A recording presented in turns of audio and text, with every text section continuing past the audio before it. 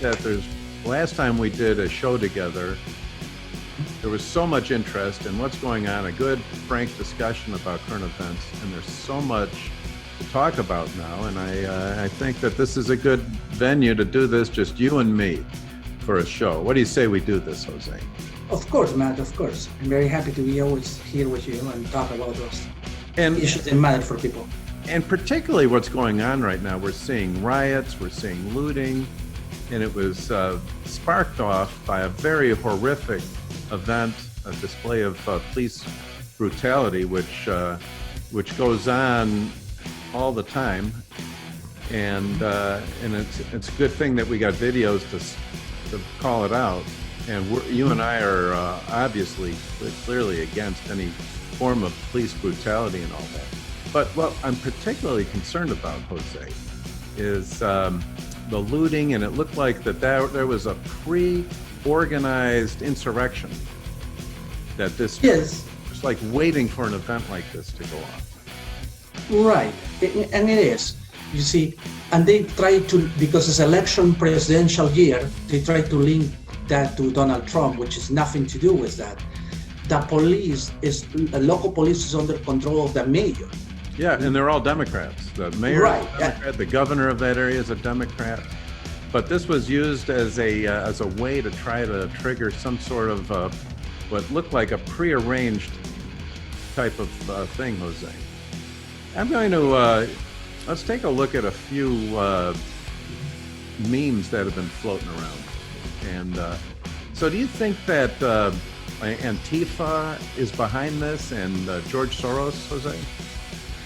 Is what I have seen by good sources. Like this what they come from Turning Point USA. They pointed out that George Soros is behind this, and George Soros has been involved in not just in American elections but also in Latin America. And I can tell you it's similarities with what I see the leftists have been done in the different election cycles in different parts of the world. But I can agree with this. I mean that he is behind the funds of Antifa. Like you mentioned before, I mean, all this is prepared. Like in some of the riots events, they have found some bricks. They were prepared actually to create damage in private and public property. Right. All of a sudden, in front of these stores and all that, a load of bricks mysteriously appears. So it shows that was prearranged, it was planned, financed, and the sad thing is, Jose, you got peaceful protesters going to try to make their point, and then there seems to be within them these domestic terrorists that are just springboarding and trying to hijack a normal protest. Right, and that's very wrong. That is a very interesting picture, because before this just started, a lot of small businesses were asking to open these businesses because they need to make a living. And it's very sad, because of this pandemic, a lot of them have been forced to be closed. It's so hard to run a business as it is, especially retail. You're dealing with low margins, high volume, to be shut down like that. Then they finally start up, and then they start getting rioted and looted. And my problem is, Jose, the media and everybody is not showing any compassion towards these store owners. And a lot of them are people of color. It's their dream. They're servicing neighborhoods of people in minority groups and all of that. And those neighborhoods need these stores, and they're employing these people, and they're an important part of the community. But yet there doesn't seem to be the compassion needed for these poor people getting their businesses looted. Right, and the point is the leftists were, the media were trying to picture them as a lunatic, dangerous people because they asked him to open the businesses. But then in this picture shows that how a protester is fine to destroy private property, public property, burn police cars, and stealing private property. I mean, that was totally wrong. And that picture, see this picture when somebody is going to a store, that I recall was in Target, or one of the stores where somebody stole TV plasmas and steal so many things. And that's not right, that's a crime. That's not, to me, a peaceful protesting. Yep, and just like that, we went from the news cycle was so focused on the pandemic.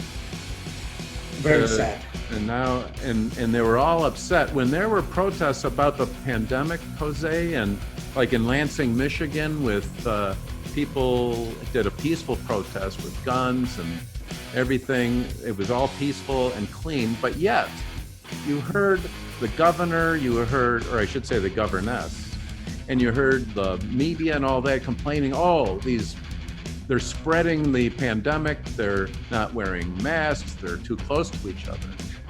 I didn't hear any of this kind of scrutiny for what's going on now, Jose. You are right. At that time, even the liberal media call us, or call the people that were peaceful protesting, they call it a domestic terrorist. Yeah. And these riots and all these things happening, it's called a peaceful protester, which is not true. They have been stealing, destroying private property, public property, burning cars, creating a chaos. It's not a way to protest. This is a crime, and I believe that the leftists is all behind this because it's election year. They just try to create problems.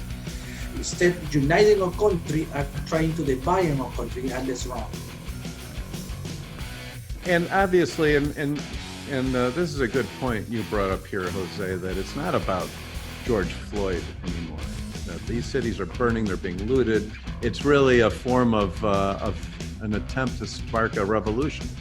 And what are they trying to achieve by revolution other than to bring in socialism? Right, it's true. Turning Point USA posted a picture, and I bring it to you because it's true. In the end of the day, innocent people are being attacked because these people have their agenda and they want to make us scared, afraid, and that it's totally wrong. But the innocent people are paying for all this. It's totally wrong. It's finance, but Antifa, I'm pretty sure that also Soros is behind all this with the leftist agenda. And I think if we're going to talk about terrorism, these Antifa people are terrorists. It's domestic terrorism, terrorists. And they're trying to push their political agenda, which is mostly socialism.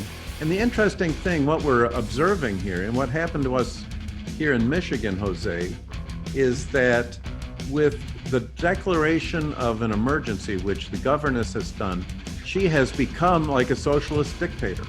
And all of our rights, the checks and balances in our system to prevent this kind of tyranny has gone out the window because she declares a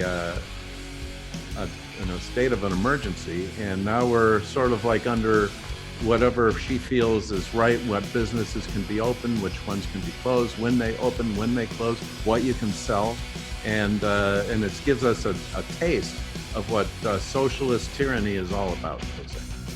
It's very sad because every election cycle in the state of Michigan, we have a lot of state representatives, state senators running for office, sending postcards, spending a lot of money, tell us the story that they're gonna fight for us, that they're gonna keep government accountable, and then they're gonna make sure the government do what they're supposed to, which is support or benefit, support or the well-being of the state of Michigan, but they don't do that. Where is our state representative? Where are our state senators fighting for us? Exactly. They're letting the government do whatever they want. And I am just nobody's fighting for us. Agreed.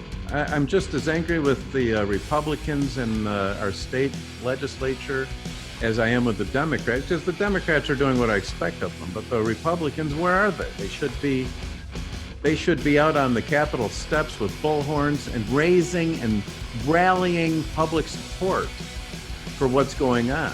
And they need to counterbalance what the governess is doing. She's getting all sorts of media time and able to put her point across. And we're not seeing the Republicans up on their soapboxes and their bullhorns making the point over what is going on. And they are the ones that have been circumvented by this executive order. And in 1976, there was a law that basically said that an executive order can only last for 28 days, and then the legislature has to approve an extension.